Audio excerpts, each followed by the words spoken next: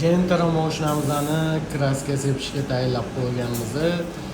Bamperni ham xudo xolisa sepamiz. Inshaalloh esinglarda bo'lsa shu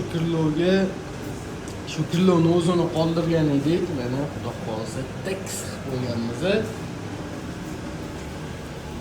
Kirlov polni o'ynab ketgan edi.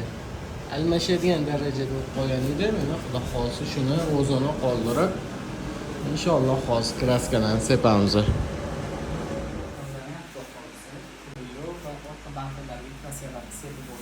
Xudo xolisa buni ham shahrilarni zavodskiga qilib mayda qilib sevdirganmiz.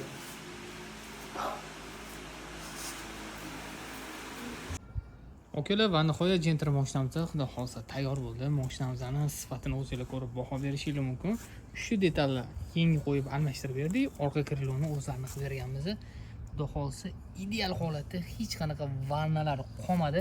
Shagrillarni zavasi yo'q deb berganmiz. Ranglari inshaalloh biriga bir. Agar sizlarga ham shunaqa sifatli xizmatlar kerak bo'lsa, bemalol bizga murojaat qilasiz.